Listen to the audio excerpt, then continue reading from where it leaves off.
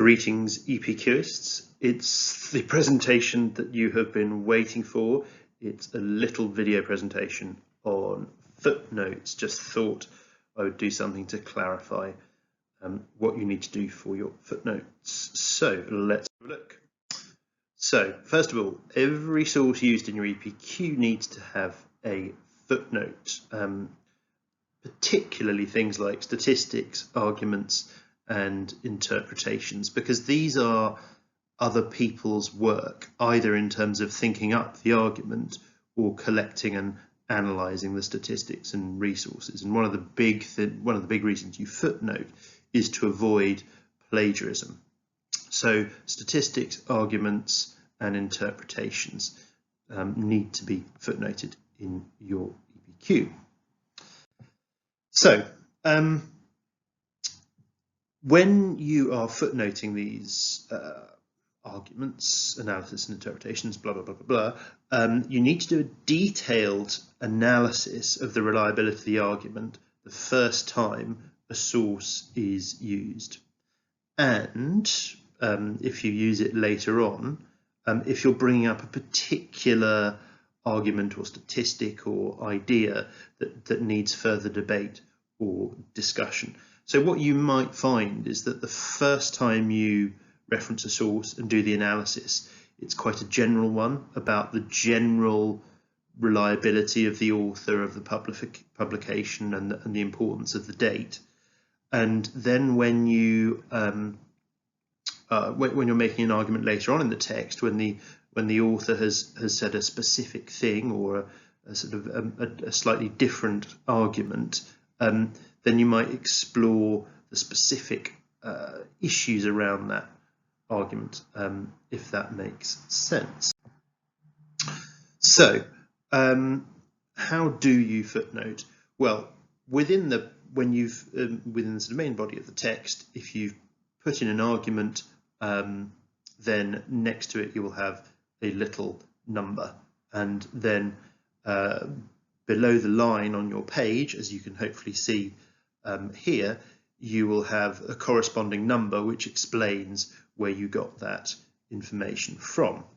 So in your main body of text, you might have, it's been argued that the war was caused by poverty. That's clearly an intellectual idea, so you need to reference that. So you put in your little number 2, because you've already done number 1 further up the page, and then below the line you've got number 2. So who said that? Well, it was Smith J. in 2019 in his in War and Poverty, which is part of a broader publication called The Causes of War, published by the Oxford University Press, and these are the pages that it was taken from.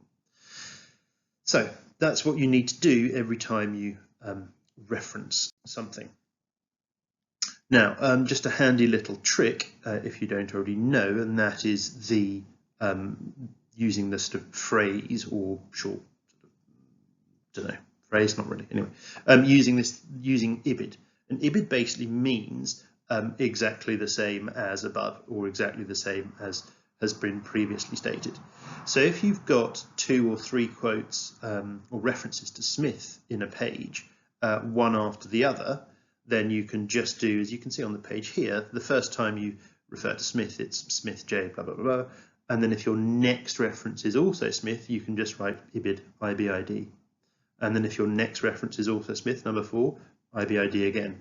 But remember, it means the same as before. So if you change, if your 5th work is someone else's, and then your 6th work reference is Smith's again, you can't IBID, because that would be going to someone else's work. It'll become, I mean, hopefully that's clear, but we'll look at a few examples later on. So footnotes, in terms of layout, it's pretty clearly shown in the back of your yellow book. There you go. I mean, that's basically what you need to do, but just as a very general principle, for pretty much every type of reference, it's the surname of the author and their initial, when it was published, a chapter, if relevant, the title of publication, who published it, and page number or how you find it. So that's the kind of general format. Each type of source could be slightly different. And there's absolutely no point in me going through them all. Have a look in the back of your yellow book where examples are all very clearly. Okay, so what sort of things do we mean by evaluating footnotes? Well, the most obvious place to start is the author, the reliability of the author. So the question asked here, does the author have the expertise or qualifications to make good judgments?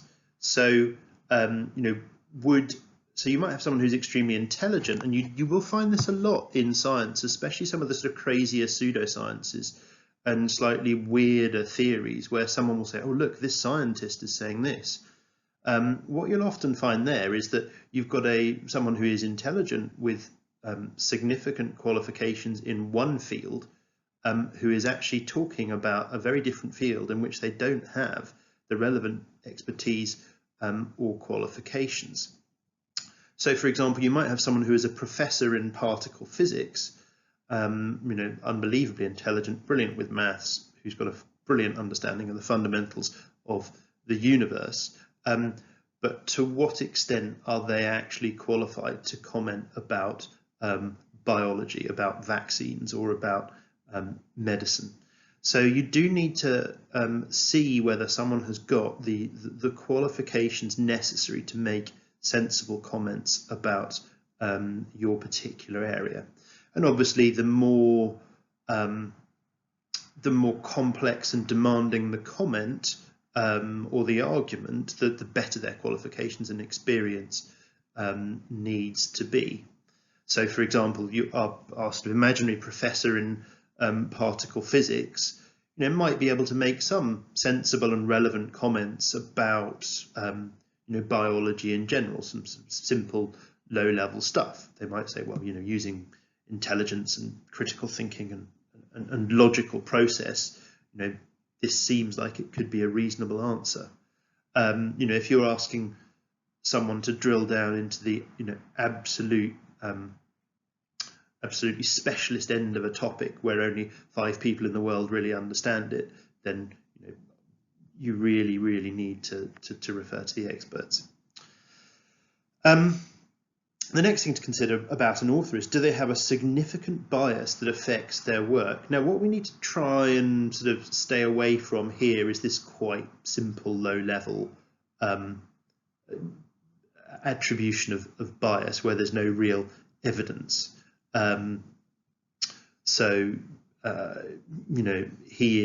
He works for the government, therefore he is biased. He is English, therefore he is biased against French people. Those things may well be the case, and they may absolutely be the case. But just because someone is part of one group or one organisation doesn't automatically mean bias. The other thing to, of course, bear in mind is that every single person has a kind of a bias, a way of viewing the world. So bias is what you're looking for, but you want relevant bias, not just a long list of any kind of potential biases that people might have. Now, for some EPQs, this will be a lot more relevant than others. So if you're dealing with a socially hot topic or a political topic, then the political beliefs of an individual are going to be absolutely crucial. If you're looking at a more it applies to everything really, but there will be some EPQs where there's less political heat, or less kind of moral outrage or moral issues that really stir up powerful biases. So do just give that some thought. The next thing to really give some thought to is the date, and I suppose this probably can be distilled into a relatively simple question. Does the date mean that the argument being made by an author has missed some really significant developments that have happened since it was published? Those developments could be, further research, moral developments, social developments, technological developments. There's a whole host of things that could have happened that might change the nature of something. So a sort of classic example of this is if you had a report coming out in the year 2003 talking about the damage that social media does, and it comes to the conclusion that social media does, it affects some people, but generally it's okay. That 2003 is in effect before Instagram, Twitter, and whatever other social media rubbish you guys use at the moment. So that, even though 2003 in some senses isn't actually that long ago, in a fast-moving technological environment, that piece of information would be completely outdated. If you were doing an EPQ on the spread of pandemics or something, obviously you've got, and it was written before the current sort of COVID-19 outbreak. Again, you might need to consider its relevance. Now, obviously, for other EPQs, if you're going back in history or you're looking at some fundamental building blocks of a subject, then if something's 10, 20, 30, 50, 100 years old, it still might be extremely relevant to the topic. So this is the sort of counter argument, if you like. Just because it's old doesn't in any way just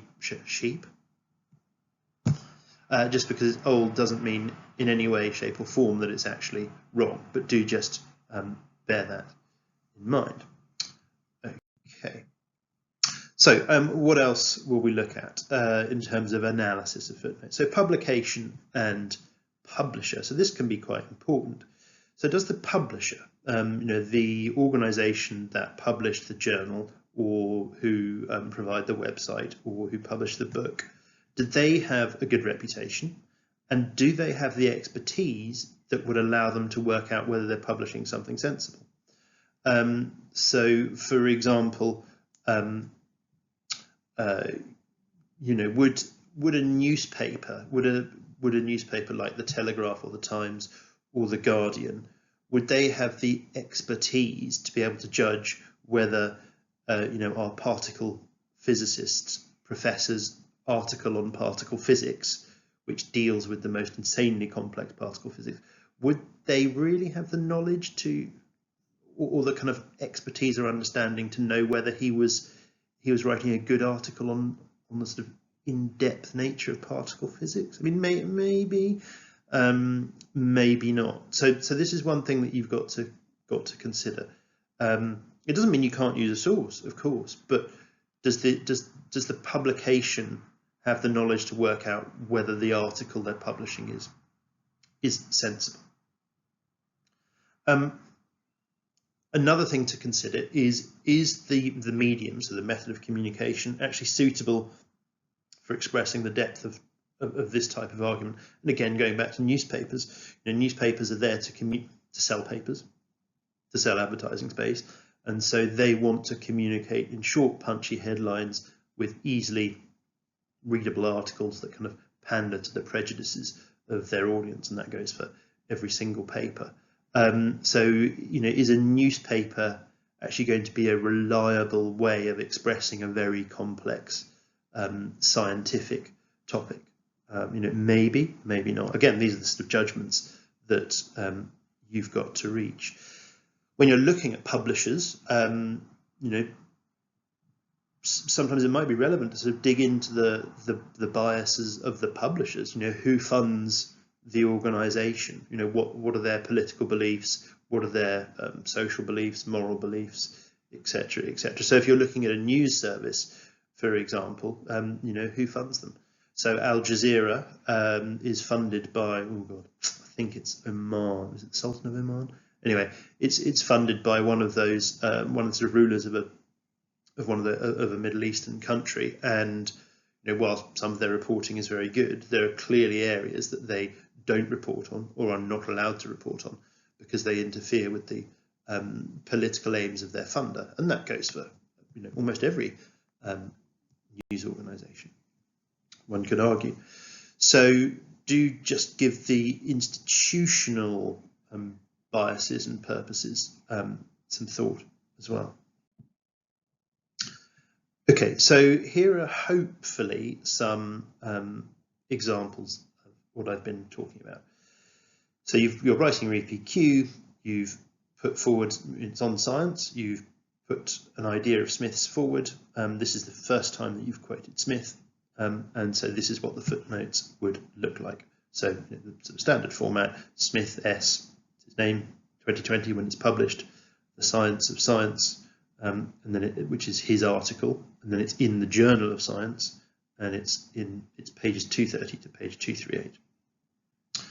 So Smith's article was recently published in the well-respected peer-reviewed journal Science. So we've said where it's from. This increases its reliability as he will have had the opportunity to take into account the impact of the latest development of XXX in his work. Okay, so the date is important. Clearly, in this field, there's been some really important development that has changed the way that people in the past have thought.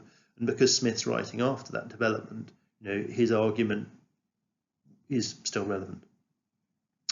His article would have been reviewed by eminent scientists in the field who would presumably have highlighted and demanded changes in the areas they felt they were poorly argued.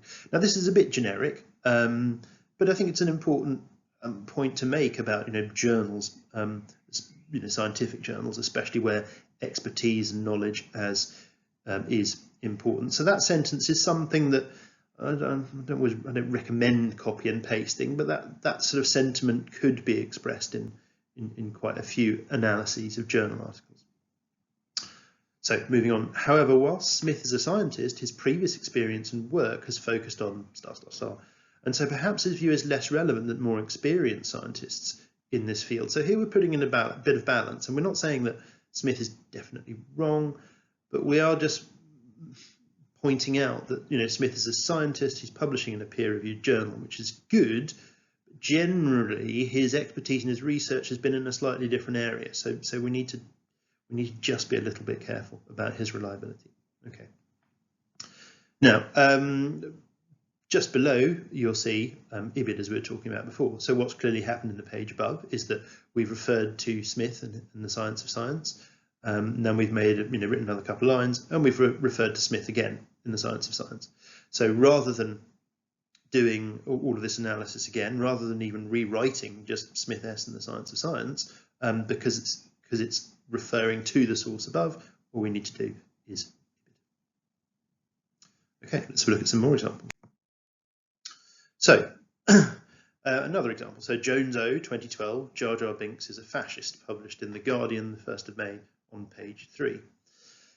So Jones is a respected published author writing in a mainstream newspaper, which suggests that this opinion is not too extreme and has been reviewed by professional journalists. So again, a slightly generic idea, and mainstream media is absolutely full of bias and is trying to sell papers to people who support its particular persuasions. The Telegraph, the Times, the Guardian, the Mail, the Mirror, they've got their audience and they all pander to their audience, but generally they are prevented from writing anything too extreme by the ethics of professional journalism, by editors, by government legislation. People on the internet can, as I'm sure you've discovered, write pretty much whatever they like. So back to the reference. The statistics that Jones provides proving Binks has fascistic tendencies are most likely reliable, as they're taken from the Office of National Statistics. So here's quite another thing that you can do in footnotes is you can cross-reference. So you can say, well, this is Jones and these are the statistics he uses, and a bit of further research has shown where these statistics come from, which further heightens their reliability and perhaps the reliability of Jones as well. We know he's using reliable resources. However, The Guardian is known for its left-wing bias, and Jones himself has published many articles and books with a clear left-wing perspective. Thus, the interpretation of the statistics as proof of fascism rather than simply an odious character who destroyed an entire franchise could be called into question.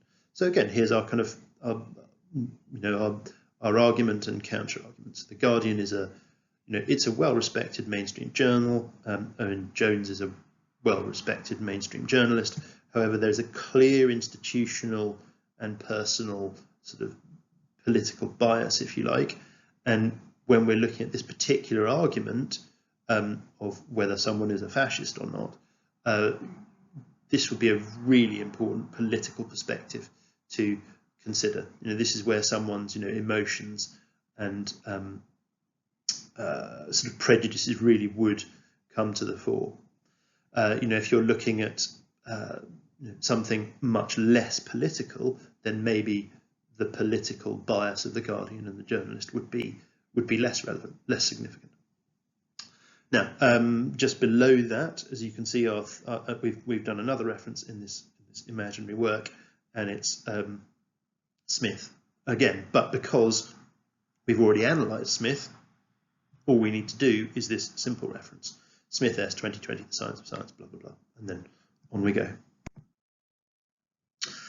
Okay, so let's have a look at a website. So obviously we can see there's a slightly different way of referencing websites. We don't know who the individual was who published it, but we know the organisation. So the Department of Health 2015 Annual Statistical Review, and we give the website and the date accessed. This is because websites can be edited and changed. Now the chances of me actually double clicking on a website to make sure you've done something, that you're not lying is pretty small. I do check some, but it's really there to kind of to cover you and for you to for your own benefit, for your own research, because you might find if something's updated, that would be quite an important thing to discuss in your EPQ. So let's have a look at this one. Although government statistics are often prone to manipulation, these statistics detailing deaths caused by spicy memes are produced by the NHS, which is in theory independent of government interference, and they're signed off by the Independent Statistical Authority. So here we're saying these figures are extremely reliable for two reasons. The NHS is independent, and they've been further validated as independent by another body.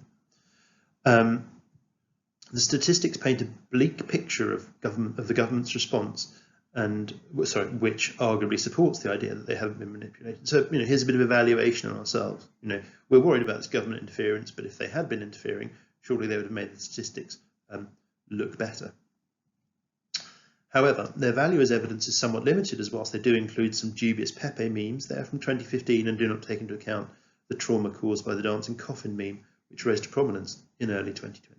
So here we're saying that data is extremely important. So whilst the statistics are reliable, their use is questionable because there's a very significant event that happened after these statistics were published.